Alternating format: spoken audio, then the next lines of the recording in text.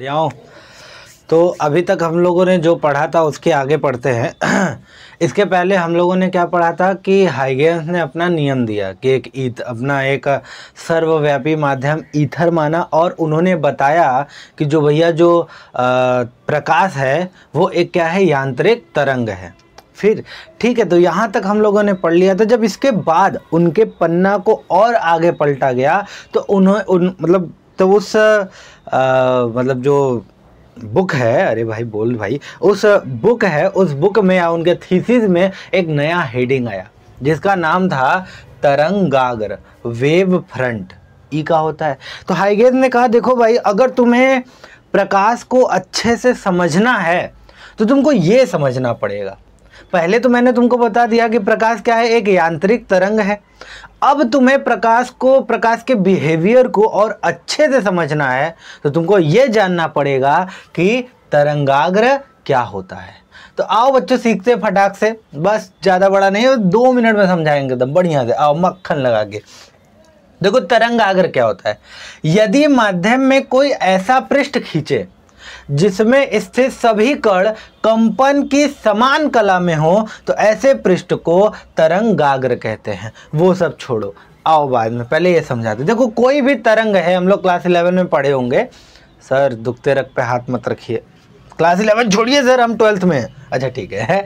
तो देखो भाई, एक तरंग का समीकरण होता है। तरंग का समीकरण होता है y बराबर a sin omega t plus के एक्स, जहाँ y क्या है, कण का विस्थापन है।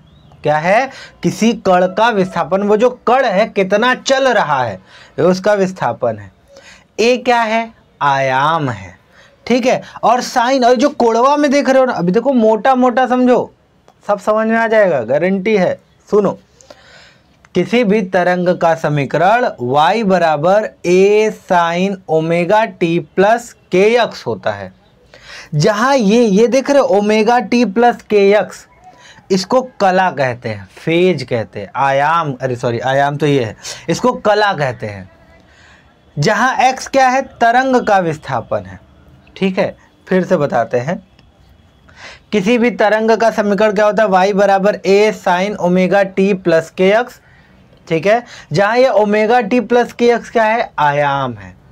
ठीक, अब ये क्या बोल रहे हैं उसको समझाते हैं। जैसे मान लो, अभी सब समझ में आएगा जब सभी बात, अभी तो मैं थोड़ा थोड़ा टुकड़ा टुकड़ा बता रहा हूँ, जब सबको वापस से इकट्ठा करूँगा तब तुम्हें सब समझ में आ जाएगा। देखो भाई, जैसे मान लो मैं बोल रहा हूँ ना, मैं बोल रहा हूँ, मेरा ये जो मैं बोल रहा हूँ यहाँ से बोल रहा हूँ मुँह से, तो मान लो ये जो मेरा मुँह है वो एक स्रोत है।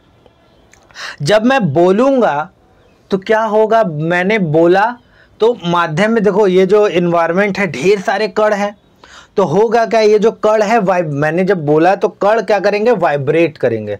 वाइब्रेट करके एक दूसरे से टकरा कर तुम्हारे कानों तक आएंगे, और जो मैं बोल रहा हूँ वो तुम्हें सुनाई देगा। अब जैसे मैंने देखो बोला, मैंने बोला, मैं बोल रहा हूँ, मतलब माध्यम के जो कण है वो कंपन कर रहे हैं। इसी समय मैं एक ऐसे पृष्ठ खींच दूँ ना, जब मैं बोल रहा हूँ और इसी समय एक काल्पनिक पृष्ठ खींचो, और मैंने काल्पनिक पृष्ठ खींचा, तो बताओ इस पृष्ठ पर जो मैंने ये पृष्ठ खींचा है, इस पृष्ठ पर कण होंगे कि नहीं होंगे? होंगे ना भाई। मैं बोल रहा हूं, माध्यम में देखो ढेर सारे कण है, तो जब मैं बोल रहा हूं तो माध्यम के जो कण होंगे वो वाइब्रेट करेंगे, और इसी समय मैंने को ऐसे पृष्ठ खींच दिया, तो इस पृष्ठ पे बताओ कण होंगे कि नहीं होंगे? होंगे ना। तो ये जो कण हैं, अगर सब के सब एक साथ ऊपर गए, एक साथ नीचे आए, फिर एक साथ ऊपर गए, फिर एक साथ नीचे आए, तो ये जो कण है, ये स्थिति है, इसको बोलेंगे कि सारे के सारे कण कंपन की समान कला में है। मतलब सब मिला एक साथ जा रहे हैं ऊपर और सब मिला एक साथ नीचे आ रहे हैं। तो अगर ऐसा हो रहा है तो ये जो सारे कण है वो कौन से कण है, सभी के सभी कण कंपन की समान कला में है। और इस देखो फिर से देखो, मैंने जो पृष्ठ खींचा है, इस पृष्ठ पर सारे कण एक साथ ऊपर जा रहे हैं, एक साथ नीचे आ रहे हैं, अर्थात सारे इस पृष्ठ पर सभी के सभी कण कंपन की समान कला में है। मतलब एक साथ ऊपर जा रहे, एक साथ नीचे आ रहे। तो इस पृष्ठ को जो हमने खींचा है, इसी पृष्ठ को क्या बोलेंगे बाबू, तरंगाग्र। ठीक है, फिर से देखो, मैं शायद बहुत तेज बोल रहा हूँ, फिर से देखो। इनका कहना है यदि माध्यम में कोई ऐसा पृष्ठ खींच दो जिसमें स्थित सभी के सभी कण कंपन की समान कला है, मतलब एक साथ ऊपर जाए तो एक साथ नीचे आए, एक साथ ऊपर जाए तो एक साथ नीचे आए, तो ये जो पृष्ठ है, इस पृष्ठ को हम क्या बोलेंगे? तरंगाग्र। ठीक है, जैसे जैसे जब हम लोग पानी में, जब पानी जब शांत रहता है उसमें एक ऐसे ईंटा मान लो छोड़ दो तो ऐसे ऐसे नहीं बनता है, ऐसे ऐसे ऐसे ऐसे ऐसे जाता है। तो ये जो उभरा उभरा तुम्हें देखो गोला गोला गोला ऐसा ऐसा जो दिखाई देता है, जैसा कि अभी तुमने थंबनेल में भी देखा था, उसी को कहते हैं तरंगाग्र। ठीक है, जैसे तरंग का समीकरण हो गया y बराबर a sine omega T plus के एक्स। ये x क्या है? तरंग का विस्थापन। ये पूरा क्या है? कला है। जैसे मान लो ये कोई स्रोत है, ठीक है, ये कोई स्रोत है। अब स्रोत है तो इससे तरंगे निकलेंगी, तो देखो ये तरंग निकल रहा है ऐसे चारों दिशाओं में। अब मान लो ये जो तरंग की चाल है, मान लो कितना है? v है। तो देखो यार, चाल बराबर होता है दूरी बट्टा के समय, तो दूरी बराबर क्या होगा? चाल गुणे समय। मतलब कि ये कितना दूरी तय करेगा?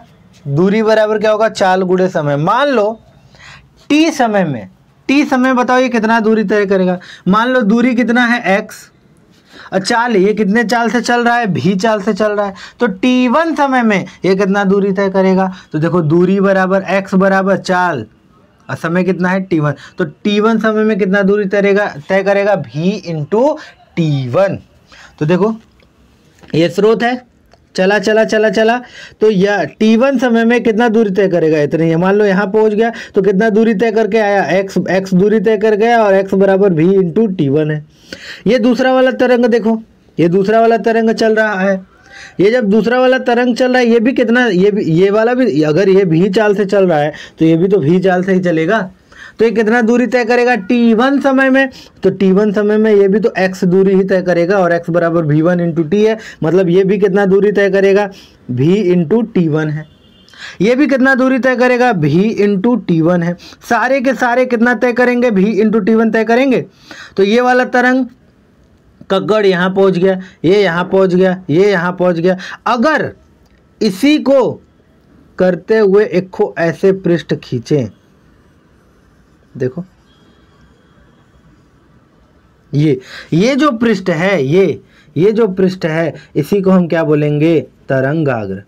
अगर हम पहले वाले का कला पूछे तो कला देखो क्या होता है? कला का सूत्र ओमेगा टी प्लस के एक्स। तो देखो इसका कला क्या होगा? ओमेगा समय कितना है? t1 प्लस के इंटू एक्स। एक्स कितना दूरी तय किया है? एक्स दूरी तो तय किया है, और x बराबर v इंटू टी1। देखो इसका देखो, इस वाले का, इसका भी कितना होगा? ओमेगा समय कितना है? t1 प्लस के इंटू कितना दूरी तय किया? x। इसका भी वही है। इसका तीसरे वाले का बात करो तो इसने भी कितना चला? ओमेगा समय कितना है? t1 प्लस के एक्स। इसने भी x दूरी तय किया। इसी तरह इसका सबका निकालोगे तो सबका देखो, सबका जो कला आ रहा है समान आ रहा है कि नहीं? मतलब इस पृष्ठ पर जो मैंने ये खींचा है, इस पृष्ठ पर जो जितने भी कण हैं सभी कंपन की क्या है? समान कला में है। अर्थात इस पृष्ठ को हम क्या बोलेंगे? तरंगाग्र। एक बार फिर से बता रहे हैं, हम क्या कहना चाह रहे हैं? हम कह रहे हैं यदि कोई माध्यम है, उसमें जो कण है वो कंपन कर रहे हैं, और किसी क्षण तुमने खो इसे पृष्ठ खींच दिया, और पृष्ठ खींचा तो भाई जब पृष्ठ खींचे हो तो उस पर कण होंगे कि नहीं होंगे? होंगे। यदि वो सभी के सभी इस पृष्ठ पर जो स्थित सभी कण हैं यदि कंपन की समान कला में है, मतलब एक साथ सब ऊपर जा रहे हैं और एक साथ नीचे आ रहे हैं, तो ये जो तुमने पृष्ठ खींचा है इसको कौन सा पृष्ठ बोलेंगे? इसको क्या बोलेंगे? तरंगाग्र बोलेंगे। समझ रहे हो? अरे आया कि नहीं आया? नहीं आया तो एक बार फिर से जाओ, वापस से देख कर आओ फटाक से। इसको सीख के ही जाना है, अगर ये नहीं सीखे तो कुछ नहीं होगा। ठीक है, तो हाँ, तो तरंगाग्र हम लोग समझ गए कि तरंगाग्र क्या होता है। तो देखो, यदि माध्यम में कोई ऐसा पृष्ठ खींचे जिसमें इससे सभी कण कंपन की समान कला में हो तो ऐसे पृष्ठ को क्या कहते हैं? तरंगाग्र। जैसे हमने यहाँ खींचा, ये क्या है? तरंगाग्र। तो मिटाएं मिटाएं मिटाएं मिटाएं मिटाएं मिटाएं, चलो मिटाते हैं। आगे बढ़ते हैं अब। आगे बढ़ो आगे बढ़ो आगे बढ़ो आगे बढ़ो आगे बढ़ो आगे बढ़ो आगे बढ़ो आगे बढ़ो आगे बढ़ो। हाँ चलो यहाँ तक हो गया, आगे बढ़ते हैं अब कुछ बात, अब कुछ पॉइंट वाली बात करते हैं। Note number one. देखो भाई, अब इन्होंने बोला, हाइगेन ने बता दिया कि चलो देखो भाई, हमने तुम्हें समझा दिया कि तरंगाग्र क्या होता है, अब कुछ और बातें जानो, कुछ और सीखो। तो लोगों ने कहा हाँ ठीक है सिखाइए। तो नोट नंबर वन ये है कि देखिए भाई साहब, यदि तरंग स्रोत, यदि जो तरंग स्रोत है बिंदुवत है तो तरंगाग्र गोलीय होगा।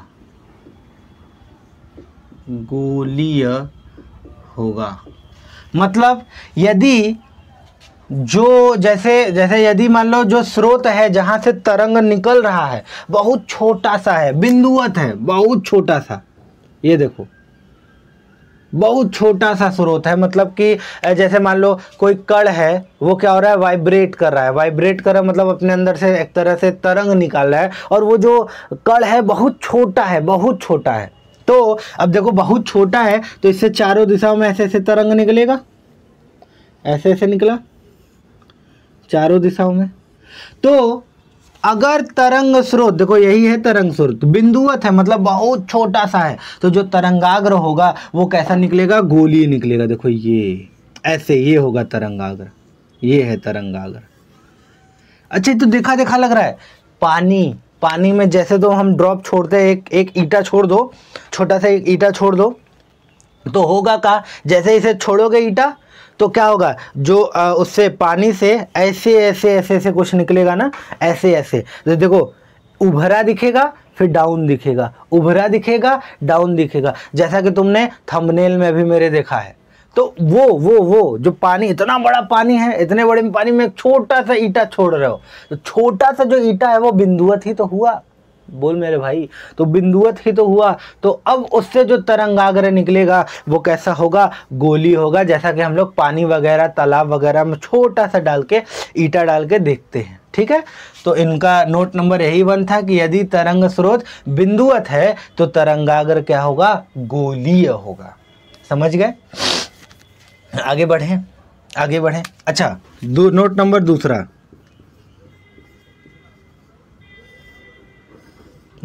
दूसरा, यदि जो समझ लो कि, अच्छा ऐसा बता देते हैं कि नोट नंबर दूसरा है, तरंग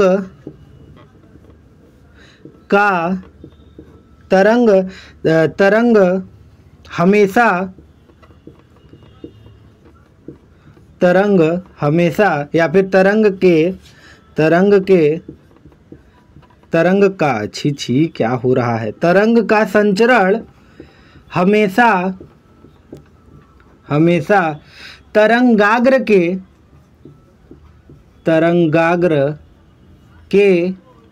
लंबवत होगा। ये मोस्ट इंपॉर्टेंट पॉइंट है,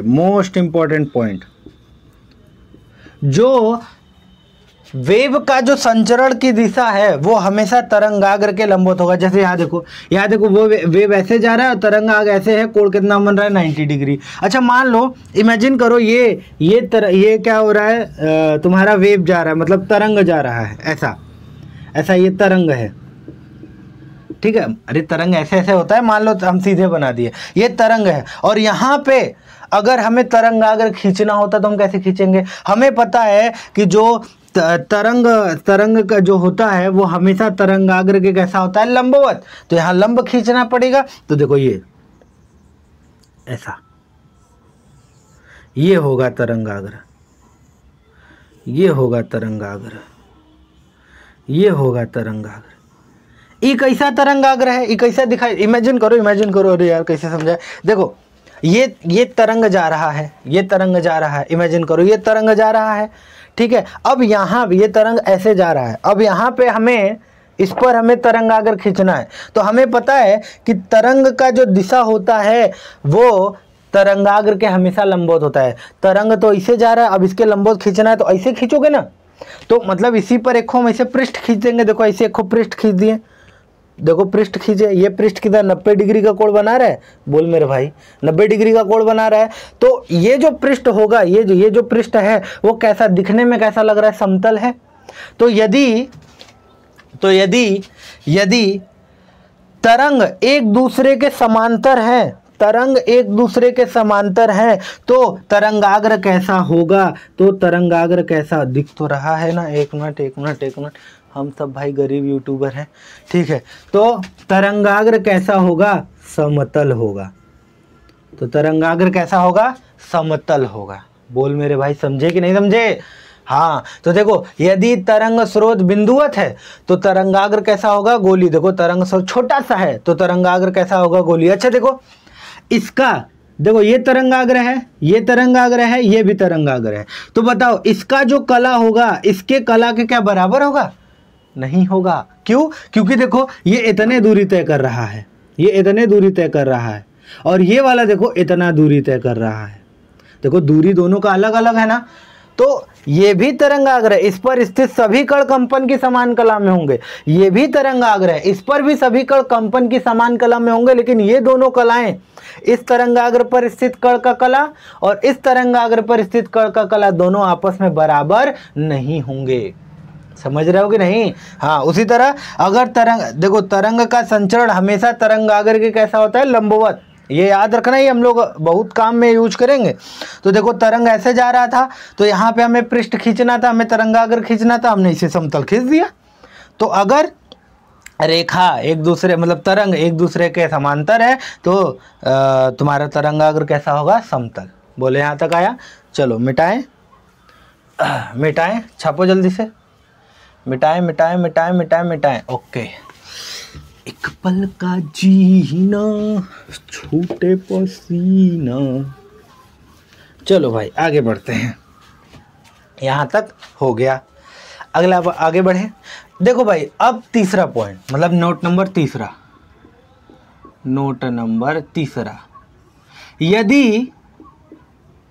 यदि स्रोत जो है, यदि स्रोत रेखीय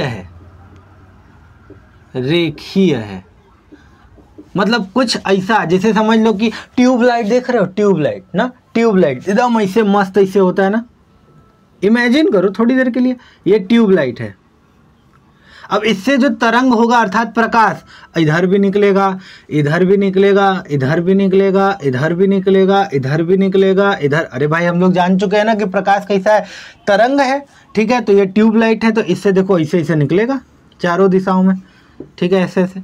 अब यहाँ पे हमें क्या करना है, तरंगाग्र खींचना है। तो यहाँ पे जो तरंगाग्र होगा बेलनाकार होगा, ऐसा ढेर सारा तुम खींच सकते हो। देखो ये जो तरंगाग्र है कैसा है, बेलनाकार है।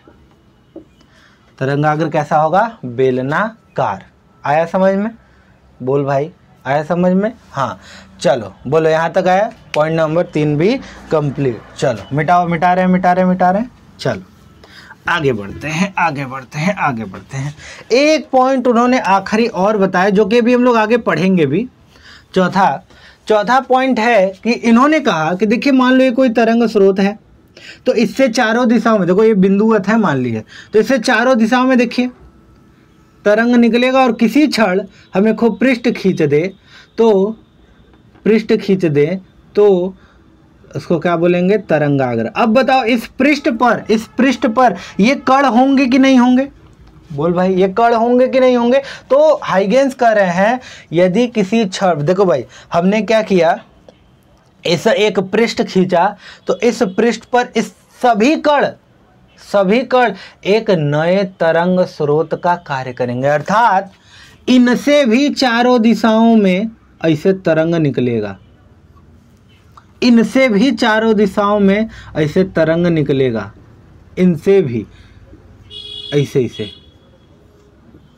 ऐसे ऐसे ऐसे ऐसे चारों दिशाओं में तरंग निकलेगा। समझ रहे हो ने? पॉइंट चौथा क्या कर रहा है? तरंगाग्र पर स्थित सभी कण, तरंगाग्र पर स्थित सभी कण नए तरंग स्रोत का कार्य करेंगे। मतलब उनसे भी चारों दिशाओं में क्या निकलेगा? तरंग निकलेगा। तो सर इनसे भी तरंग निकलेगा, तो यहाँ पे भी अगर हमें कोई से पृष्ठ खींच दे तो ये भी तरंगाग्र कहलाएगा। हाँ भाई, ये भी तरंगाग्र कहलाएगा। हाँ, ये भी सब क्या है? तरंगाग्र है। समझ रहे हो कि नहीं? 4 पॉइंट उन्होंने बताया। पॉइंट नंबर एक क्या था? यदि तरंग स्रोत बिंदुवत है तो तरंगाग्र कैसा होगा? गोलीय होगा। Point number 1। पॉइंट नंबर दो उन्होंने क्या कहा? पॉइंट नंबर 2 ये कहा कि यदि मतलब जो तरंगाग्र है वो हमेशा तरंग के संचरण के लंबवत होगा, या फिर जो तरंग का संचरण है वो हमेशा तरंगाग्र के कैसा होगा? लंबवत होगा। पॉइंट नंबर 2 हो गया। पॉइंट नंबर तीसरा इन्होंने कहा कि यदि तुम्हारा स्रोत लीनियर है, मतलब रेखीय है, तो तरंगाग्र कैसा होगा? बेलनाकार होगा। चौथा पॉइंट इन्होंने क्या कह रहा है? चौथा पॉइंट कह रहे हैं कि तरंगाग्र पर स्थित सभी कण, तरंगाग्र पर स्थित सभी कण, भाई जब तुम माध्यम में ऐसे पृष्ठ खींचे तो इस पे कण तो थे ना। अरे बोल भैया, कण थे ना। तो ये जो कण हैं नए तरंग स्रोत का कार्य करेंगे, माने इनसे भी अब तरंग चारों दिशाओं में निकलेगा। समझ रहे हो? हाँ, तो ये 4 पॉइंट था। इसको अपने शब्दों में लिखो। क्या चौथा पॉइंट इन्होंने कहा, क्या बोला कि यदि इन्होंने बोला कि तुम्हारा तरंगाग्र पर स्थित प्रत्येक कण एक नए तरंग स्रोत का कार्य करता है, जिसे द्वितीयक तरंगिकाएं कहते हैं। इसे क्या कहते हैं? द्वितीयक तरंगिकाएं कहते हैं। तो जल्दी से इसको नोट करो, फिर मिलते हैं। तो चलिए देखिए बच्चों, अभी तक हमने तरंगाग्र के बारे में पढ़ लिया। ठीक है, तरंगाग्र क्या होता है, कैसे होता है। तो अब देखिए आगे, अगला हम लोग का हेडिंग होगा हाइगेंस के द्वितीयक तरंगिकाओं का सिद्धांत। देखो भाई, ये बड़ा इंपॉर्टेंट है, ये बहुत इंपॉर्टेंट है। ठीक है, हाइगेंस के द्वितीयक तरंगिकाओं का सिद्धांत। पहले क्या होता है, ये जो भी है आप लिख लीजिए, फिर इसको अच्छे से हम समझाते हैं। पहला नियम, इन्होंने इस सिद्धांत के अनुसार तीन नियम दिया या 3 बातें कहीं। क्या कहीं? पहला, जब किसी माध्यम में स्थित तरंग स्रोत से तरंगें निकलती हैं तो स्रोत के चारों ओर स्थित माध्यम के कण कंपन करने लगते हैं। जैसे मैं बोल रहा हूँ, जैसे ही मैं बोल रहा हूँ तो मान लो मेरे मुंह से जो तरंग निकल रहा है, तो ये जो माध्यम में स्थित छोटे छोटे कण होंगे वो क्या होंगे? कंपन करने लगेंगे।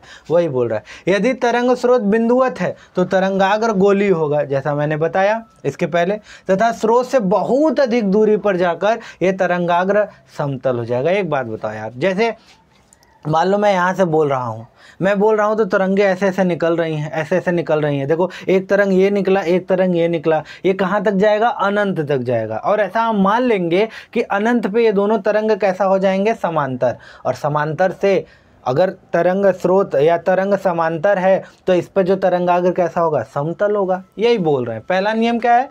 जब किसी माध्यम में स्थित तरंग स्रोत से तरंग निकलता है तो स्रोत के चारों ओर जो भी कण है वो क्या करने लगेंगे? कंपन करने लगेंगे। यदि तरंग स्रोत बिंदुवत है तो तरंगाग्र कैसा होगा? गोलीय होगा, तथा स्रोत से बहुत अधिक दूरी जा पर तरंगाग्र कैसा हो जाएगा? समतल हो जाएगा। जैसा तुम देखे हो यार, जैसे नदी है, नदी में एक कंकड़ डालो तो ऐसे ऐसे ऐसे ऐसे जो तरंगाग्र निकलेगा, जाता जाएगा,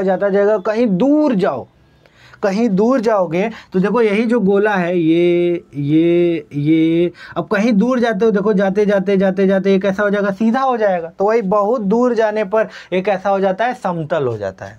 पहला पॉइंट। दूसरा, तरंगाग्र पर स्थित प्रत्येक कण नए तरंग स्रोत का कार्य करता है। जैसा कि हम लोग बात किए थे, तरंगाग्र पर स्थित, जैसे मान लो ये तरंगाग्र है, इस पर कण होगा, ये कण होगा, ये एक नए तरंग स्रोत का कार्य करेगा। माने इससे भी तरंगें निकलेंगी,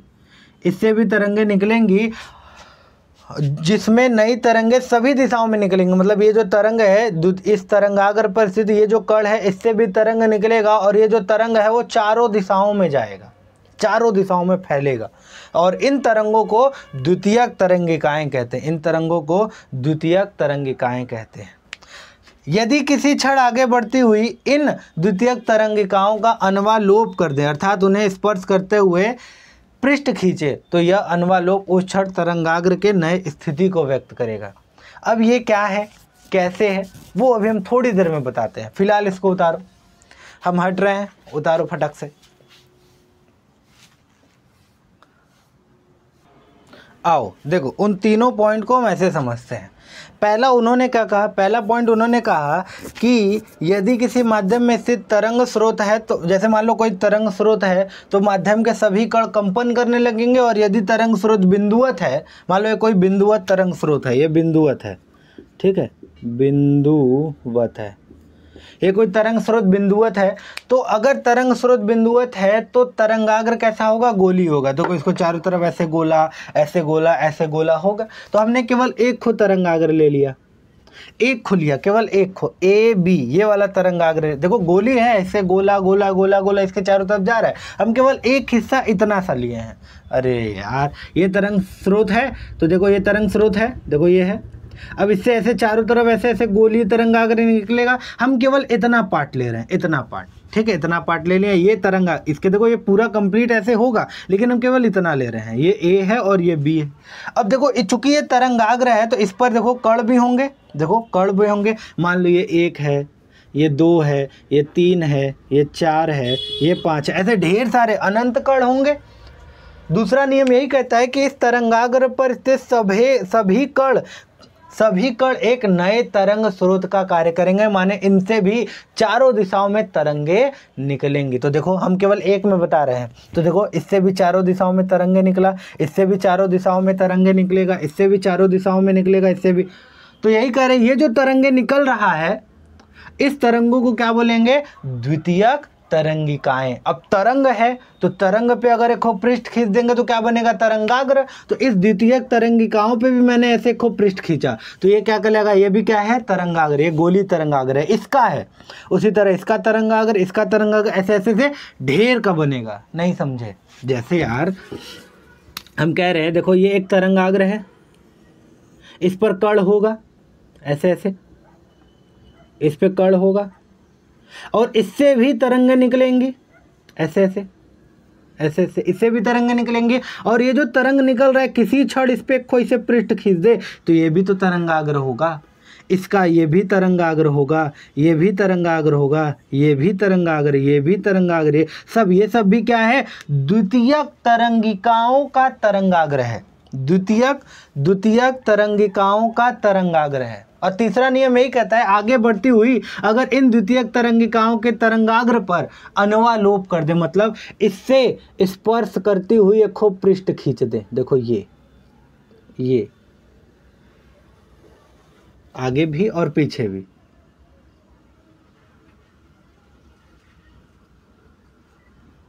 इससे स्पर्श करते हुए खूब पृष्ठ खींचे, देखो ये पृष्ठ खींचे है तो ये नए तरंग, मतलब तो ये जो बना तरंगाग्र है वो तरंगाग्र के नए स्थिति को बताता है। मतलब ये जो तरंगाग्र ए बी है ना, ये अब यहाँ से कहाँ आ गया है, यहाँ पर, ये ए डबल डैश और ये बी डबल डैश। याद करो पानी में भी तो ऐसा ही होता है, पानी का ऐसे कंकड़ करोगे तो पहले छोटा सा, फिर उससे बड़ा, फिर उससे बड़ा, वो ऐसा तुम्हें लगेगा कि वो तरंगाग्र कैसे जा रहा है, आगे आगे आगे आगे आगे जा रहा है। उसी तरह ये देखो ये तरंगाग्र है, इस तरंगाग्र पर सभी कण नए तरंग स्रोत का कार्य करेंगे, इनसे भी तरंगे निकलेंगे। फिर क्या कर दो, देखो पृष्ठ खींच दो तो ये द्वितीयक तरंगिकाओं का ये जो गोला वाला है ना, ये द्वितीयक तरंगिकाओं का तरंगाग्र है। और इसी द्वितीयक तरंगिकाओं के तरंगाग्र पर यदि तुम अन्वालोप कर दो, मतलब इससे स्पर्श करते हुए खूब पृष्ठ खींच दो, तो ये नए तरंगाग्र का नए, मतलब तो ये तरंगाग्र के नए स्थिति को बताता है। मतलब ये वाला तरंगाग्र अब यहाँ आ गया है और इस पर भी पृष्ठ, ये जो पृष्ठ खींचो इस पर भी कण होंगे, वो भी कंपन करेंगे, उससे भी ऐसे ऐसे गोला खींचो, तो फिर खींचो, अन्वालोप करोगे तो अब ये वाला तरंगाग्र आगे बढ़ गया, आगे बढ़ गया, आगे बढ़ गया। बहुत दूरी जाने पर ये कैसा हो जाएगा, ऐसे समतल। तो देखो ये अब यहाँ पे भी अन्वालोप कर दो ऐसा। आगे भी हुआ पीछे भी हुआ। इनका कहना था हम पीछे वाले तरंगाग्र को कंसीडर नहीं करेंगे, हम लोग केवल आगे वाले तरंगाग्र को कंसीडर करेंगे। ये ए डैश हो गया और ये बी डैश हो गया, ये भी A double dash B double dash और ये ए डैश हो गया और ये बी डैश हो गया। तो ये था पूरे तरंगाग्र की कहानी। आई होप आपको समझ में आया होगा। नहीं समझ में आया एक बार और वीडियो को देखिए। तब तक आगे अब हम लोग का अगला जो टॉपिक होगा, अब हम लोग इसी सिद्धांत हाइगेंस के सिद्धांत के आधार पर परावर्तन और अपवर्तन को प्रूव करेंगे। आज के लिए इतना ही, तब तक मिलते हैं नेक्स्ट लेक्चर में।